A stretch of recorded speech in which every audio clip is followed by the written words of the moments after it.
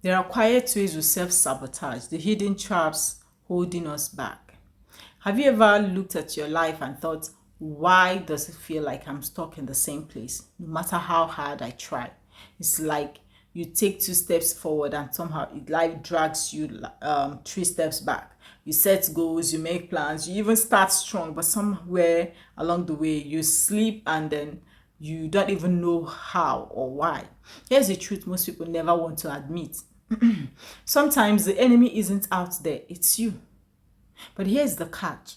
Self-sabotage doesn't always look loud and dramatic. It's not always about throwing away your opportunities or blowing up your life in one big mistake. Most of the time, self-sabotage is quiet, silent, sneaky. It hides in the little choices, the excuses that sound reasonable, the patterns you don't even notice. These quiet forms of self-sabotage are like termites in a house. From the outside, everything looks fine, but slowly, silently, they are eating away at the foundation until one day everything collapses. Now, by the end of this video, you are going to see exactly how you've been quietly holding yourself back, and more importantly, how to stop before it's too late. Because here is the thing, you don't need more motivation, you don't need another vision board, you need to get out of your own way.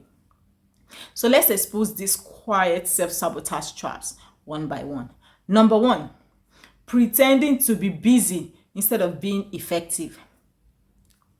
One of the most dangerous lies you can tell yourself is this: I am working hard, so I must be moving forward. But working hard isn't the same as working smart. Sometimes we fill our days with activity just to avoid facing what actually matters. We scroll endlessly, we answer every notification, we take on extra responsibilities. Also, we can feel productive while deep down we are avoiding the one thing that could truly change our lives. This is quiet self-sabotage because it feels like progress. It tricks you into believing you're doing something meaningful when in reality you're just staying busy to avoid discomfort. Let me give you an example. Think of someone who spends weeks researching workout plans, buying gym wears, and watching fitness videos, but never actually shows up to the gym. They look committed, but nothing changes because they are stuck in preparation mode, not action mode. Now, here's the fix. Ask yourself every day, if I could only do one thing today that would truly move me forward, what would it be? Then do that. If it's uncomfortable, even if it scares you, do it. So number two, saying tomorrow too many times. We don't destroy our dreams in one big decision. We destroy them one tiny delay at a time. You don't say, I will never start my business. You say, I will start tomorrow. You don't say, I will never get healthy. You say, I will start Monday. And you genuinely believe yourself. But the quiet truth is, every time you delay, you're training your brain to break promises to yourself. Here's what makes this so dangerous. You think you're being realistic or kind to yourself by giving yourself more time. But what you're really doing is slowly building a habit of self-betrayal. Because when you say tomorrow enough times, tomorrow stops existing. Here is the fix: shrink the task. Instead of saying, I will start my diet Monday, say, I will drink 1 glass of water now. Momentum starts small. Once you take a single step today, your brain shifts from delay to action. 3, staying loyal to the old version of yourself. Now, here's the hard truth. Sometimes the reason you can't grow is because you're still trying to protect who you used to be. You cling to old identities, old stories, old wounds, because letting go feels like, betraying yourself. Let me give you an example. Maybe you grew up shy, so even now as an adult, you tell yourself, I am just not the confident type. Or maybe you failed in business once, so now you hold back because you don't want to relieve that pain. Quiet self-sabotage shows up when you defend your limitations instead of challenging them. You tell stories like, I am just not good with money. I am not a people person. I've never been disciplined. These aren't facts. They are scripts you've rehearsed so many times that you've started believing them.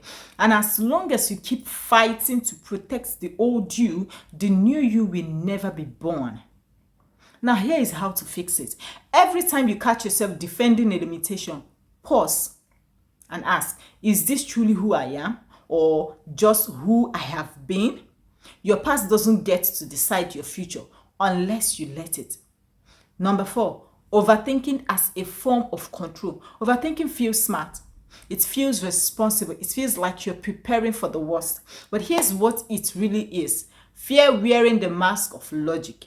When you overthink, you convince yourself that if you just plan enough, you can avoid pain, rejection, or failure. But in reality, overthinking doesn't prevent pain, it delays life.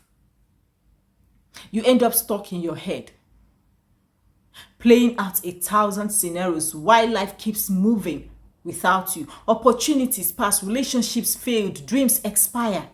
And here's the sneakiest part: overthinking gives you a false sense of control. You feel like you're doing something when really you are doing nothing. Let me give you an example. You like someone but spend weeks analyzing every text they send instead of just being honest about your feelings. You want to start a business, but you keep researching, planning, tweaking until someone else launches the idea before you. Now, here's the fix: set a decision deadline. Give yourself a set of amount of time to think, then act, because clarity doesn't come from thinking, it comes from moving. Number 5, choosing comfort over growth. Quiet self-sabotage often hides in comfort. It whispers, stay where you are, it's safe here. Comfort isn't bad until it becomes a prison. The human brain loves comfort because it feels familiar. But growth lives outside of that comfort zone. The danger is you don't always notice when comfort has turned into stagnation. You tell yourself you're just taking it easy or being patient, when really you are avoiding the discomfort that comes with growth. This is an example: staying in a job you hate because looking for a new one feels scary. Avoiding a tough conversation in a relationship because you don't want conflict. Sticking to old habits because change feels overwhelming.